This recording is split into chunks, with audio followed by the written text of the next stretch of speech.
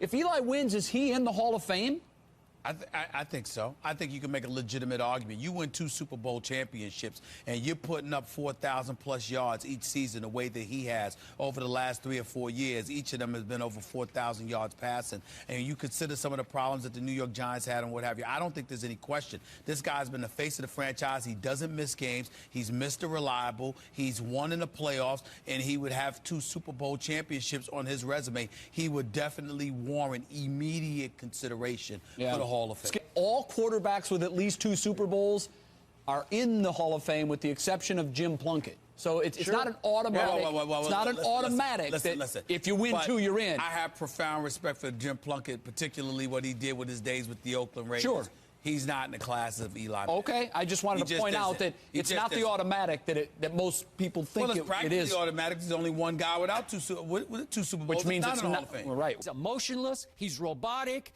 I'm not sure he even knows where he is half the time. He was born to play quarterback. He was raised to play quarterback by a big brother and a father who were really good quarterbacks, and he just sort of goes out there like he's supposed to do well playing quarterback. Savant. Yeah, he's a savant. No, he is a quarterback savant. Let's break. What Plexico shot himself. Can I answer that? Can I answer that? Shot himself. Can I answer that? Okay. All right.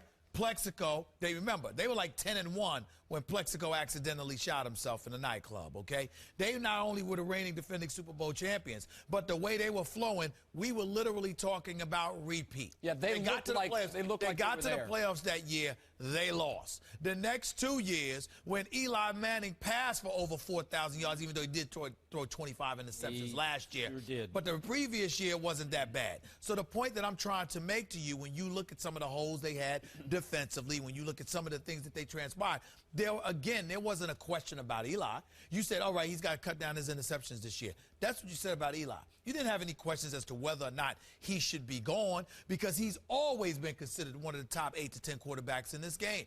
You have to respect that. Who are you talking to right now? I'm talking to the audience. Who are you telling this to? I'm talking to America. Are you telling the Patriots? I'm I don't know who you're trying to talk to. I'm convincing the Patriots. Don't interrupt me. I'm vibing right now. The point that I'm trying to make to you, I'm trying to make to you is that Eli Manning is proven to be elite. I must admit, Eli scares me to death because he is Eli Rain Manning, as in Rain Man. He is a quarterback savant right now. Implacable, impervious to pressure. I don't think he feels anything. We have to fall back now and just acknowledge, look, there's nothing to say. This dude is one of the top 6 quarterbacks in the NFL. Yeah, and to further drive home that kryptonite point, since 2006, Tom Brady and the Patriots are 21-1 against all NFC teams except the Giants. 21-1. They are 1-2 against the Giants. Wow. For some reason. Says it all.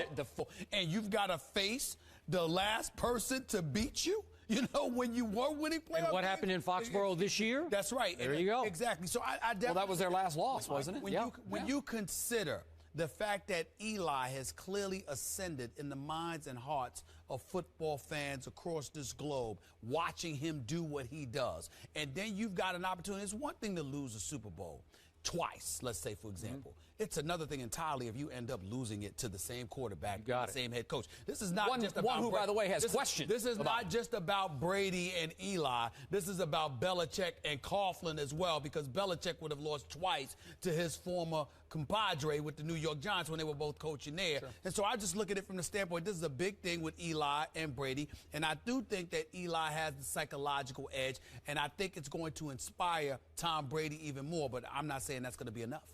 Okay. I'm with your conclusion until your very last line.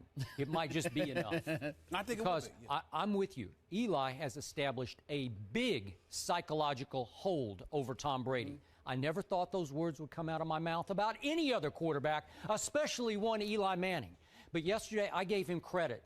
He hasn't gotten enough for the Super Bowl game-winning drive. That's the greatest drive in Super Bowl history. Yeah, but in part because you say it was luck. I said it was 70% luck. I finally concluded. I talked myself into that. Right. And I stand by that. 70% luck. Which is why he probably doesn't get as much credit. But to cancel out a Tom Brady drive that could have gotten them to 19-0, that's unbelievable to me. With the third down conversions, the first one, 3rd and 10 at your 3rd and 11 at your 28. Are you kidding me? and then the Tyree play on 3rd and 5, and then a late one to Steve Smith on 3rd and 10. Yeah. It's impossible what he did. And then he turned right around and went to Foxborough on, what was it, November the 5th this year, and did it again. Almost the same script. It's the same script all over. In fact, this one was even later in the game. 1:36 left, and he goes 80-8. And leaves 15 seconds. Yeah. And that's it. Yeah, that's the ball game. It. It's impossible. But I am with your conclusion. Tom Brady has effectively been called out. Nobody has done that to Tom Brady. So the fact that he's done that to Tom Brady really resonates with me, combined with the fact that Tom Brady has been sitting on this for a while.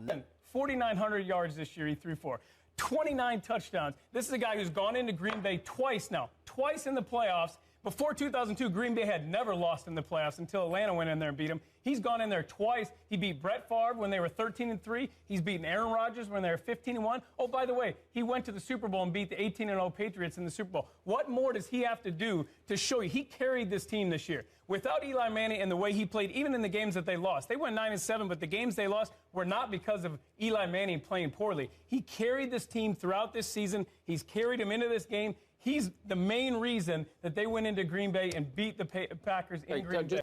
No, I played with him for 2 years. Absolutely. That gives me a perspective. Right? No, that's fine. But and everything he said is factually correct. I mean, what does he have to do to be elite for you? Mr. Elite. Well, you know what? I would like that. If he finishes this run off and wins another Super Bowl, I'd have to sit back and put him in that category of elite quarterbacks. But until I see that one more run and he finishes out this little run, I'm not buying it because I've seen a lot of bad Eli as well. And it's hard for me to forget those moments. When they played the Redskins at home in a must-win game, they didn't know they were going to have a chance to beat the Cowboys. They lost that game. And he didn't play well. When does the good Eli come out, though? When does the good Eli come out?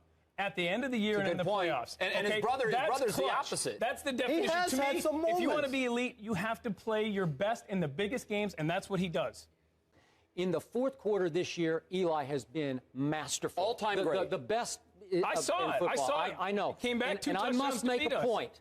that yesterday, on 3rd down, Eli won the game and outplayed Aaron Rodgers, certainly on 3rd down. There's no doubt about it. Check this out. He converts 2 3rd and 11s, including the one late with 4 minutes left to Cruz, which was the will killer for Green Bay. He converted a 3rd and 10, a 3rd and 8, and a 3rd and 5 on top of that. That's unbelievable clutch play on the road. But again, just because we see the glitches so regularly in the regular season, Seattle and Washington at home, I want to see. I think they have a great shot to go to San Francisco and win this game. And then they just might have a great shot to do it again to Tom Brady. If Eli beats Tom Brady a second time in a Super Bowl, would that not vault him up into you'd have to put well, that's what I'm saying. If he wins one more, he's there. Eli's got 5 playoff road victories. I mean, this is a kid who and goes 4 of them were a little fluky. Just a little fluky. Well, like they they were apologize for fluky. He just won 330 yards and 3 touchdowns at Green Bay in a cold game in the playoffs, which is so hard to play there. And the other thing, Skip, is when you compare the playoff, I mean, would you at least give him this? Eli's more clutch than his brother. He is. And I'll give him this, too. He's a different Eli Manning now. He has grown into a different player than he was at the beginning of his career, even different than in 2007, and now he's becoming one of the elite quarterbacks, and you have to give him credit. He's not in Peyton's shadow anymore, you wouldn't have called him elite 2 years ago when they didn't make the playoffs. If they held the Hall of Fame voting today for Eli, he would get voted in by that committee, mainly on the strength of 2 Super Bowls. But more than just 2 Super Bowls, he beat Tom Brady. He out-Brady'd Tom Brady twice on the biggest stage in the sport. So just on the strength of those 2 wins alone, even though I thought the first one was somewhat lucky, this one was pure skill. It's still who he beat and how he beat him. How he beat him. It was Tom Brady, who had 3 Super Bowls and was 10-0 going into that game in the postseason and beat a team that was going for perfection. So just on the strength of those 2 wins alone. But I'm saying if he retired right now, he's done enough with the 2 Super Bowls, 3 4,000-yard seasons. He's never, you mentioned his rookie year, 1-6. Since he became the full-time starter 16 games a year, he's never had a losing season. You know, I know he's been up and down, but I think he's better than Joe Namath. And Namath is a legend. Better how?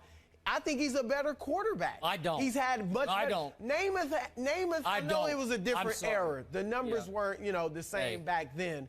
But Namath had more interceptions than TDs. Did he not? Yeah, but no, that is I mean, correct. come on. This guy was unbelievably good. The I don't want to get into legend, this the story of Namath is bigger than his actual career. No, Yeah. not true. We don't have time to get into Eric's that. but about to that's back me wrong. up. It's But wait. laughable, but he added a Super Okay, Bowl he to did. that resume. But if we had had a Hall of Fame vote after the Seattle game at home for the Giants, that loss wouldn't have made it. It would have been a laughable question. would have been the laughable. Redskins game at home, laughable question. You all would say, "What are we doing?" I know, but you, like can't, you would just can't take away what he just did. Okay. And that's what And everybody is looks it to. You're enough always, to you're make always a- talking about clutch, I am, fourth but it quarter. is- There's none better right now than him in the clutch.